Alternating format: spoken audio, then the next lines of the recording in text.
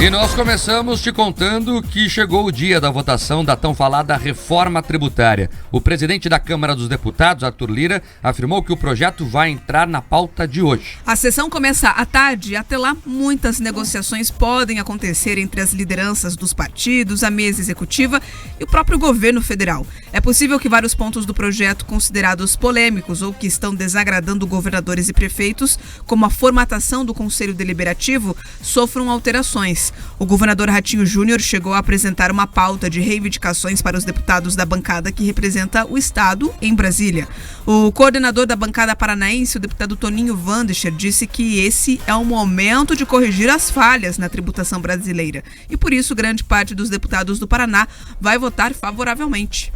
Nesta quinta-feira estaremos votando a reforma tributária, uma reforma tão desejada por todos os brasileiros, empresários, trabalhadores, e infelizmente até hoje não foi votada. Agora, por uma decisão e um trabalho do nosso presidente Arthur Lira, que não é um projeto de governo, é um projeto de nação, e proposto aqui pela Câmara dos Deputados e pelo Senado, e nós tivemos hoje reunido com o governador Ratinho Júnior, a bancada federal do Paraná, fizemos algumas sugestões necessárias ao projeto e provavelmente amanhã estaremos aprovando com o voto da maioria dos deputados federais do nosso estado do Paraná.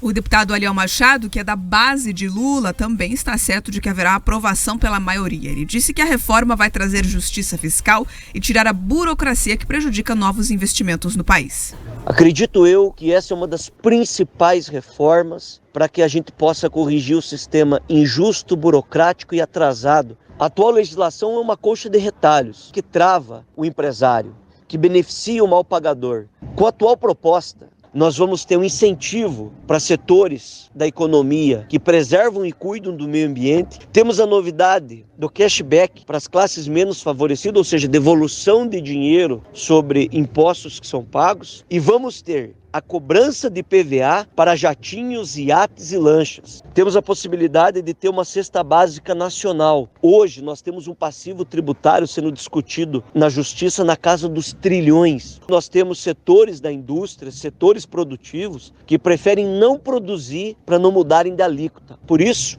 eu defendo a reforma tributária e acredito que ela será boa para o crescimento e desenvolvimento do nosso país. Quem também falou com a nossa produção foi o deputado Stefanes Júnior. Ele demonstrou uma certa insegurança em relação ao projeto, pois teme a quebra do pacto federativo e também um possível aumento da tributação.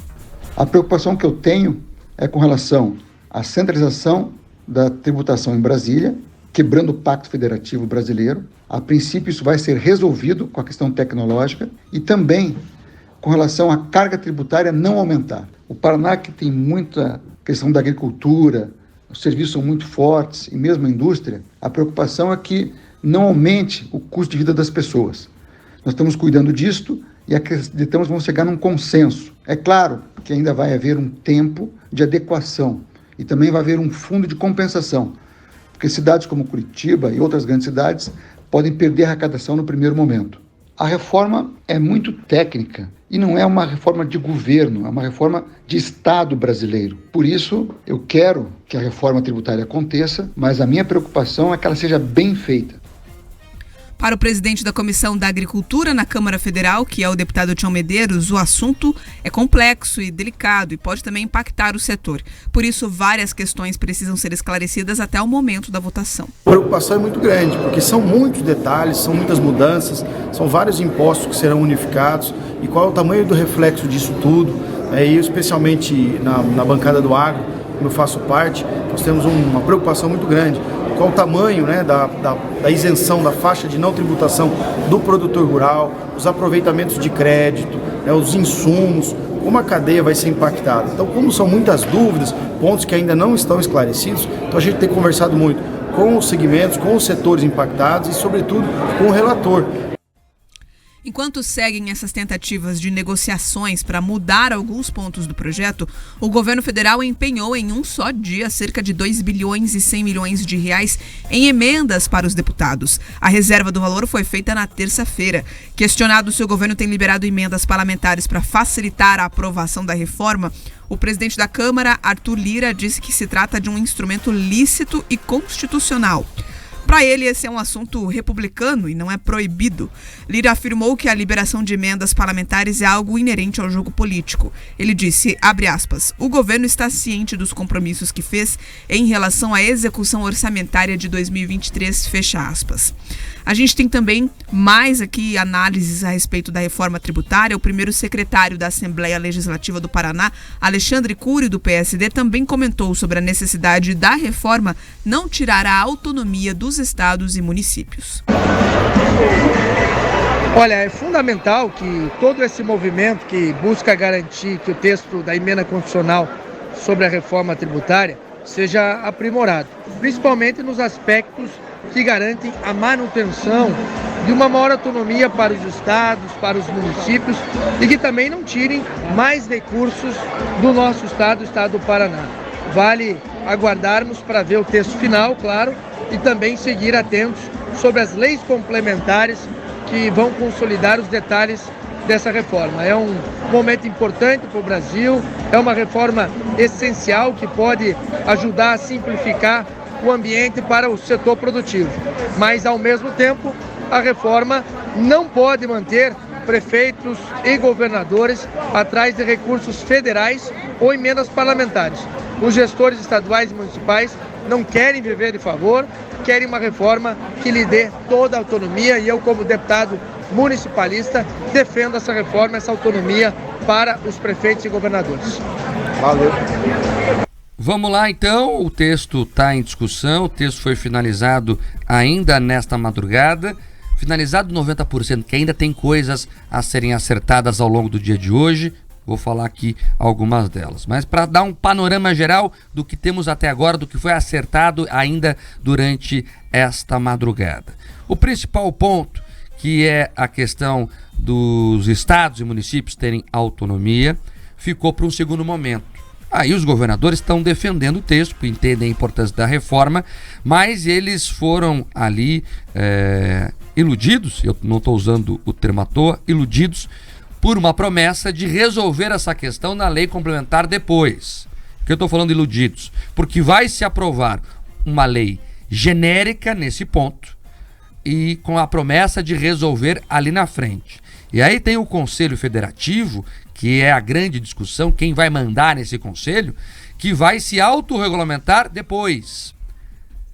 Então vamos ver como é que isso vai se dar. Então esse ponto ficou para mais tarde. Fatiaram esse ponto. Vai aprovar lá a criação desse conselho, ele vai ser instituído e depois ele mesmo vai ter o poder de mandar o projeto de lei complementar. Então veja a importância desse conselho que vai fazer a gestão ali de impostos para os municípios e estados. Mas os governadores disseram que estão acordados com isso e liberaram suas bancadas para votarem a favor da reforma. Então a reforma, lembrando a você, vai reformar aí 5 impostos, transformando em 2, o IBS, municipal e estadual, e o CBS, que é federal. Os dois vão entrar em operação juntos em 2026.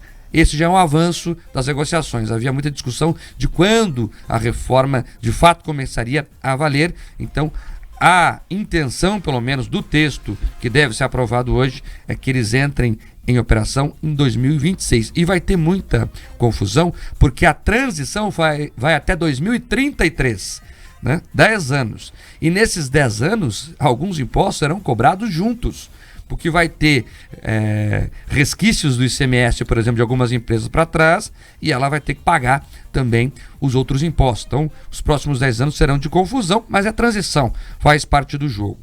Sobre a cesta básica, trouxemos ontem aqui, Bia, a informação lá da Abras, que é a Associação Brasileira de Supermercados, que alguns produtos subiriam até 60%, enfim.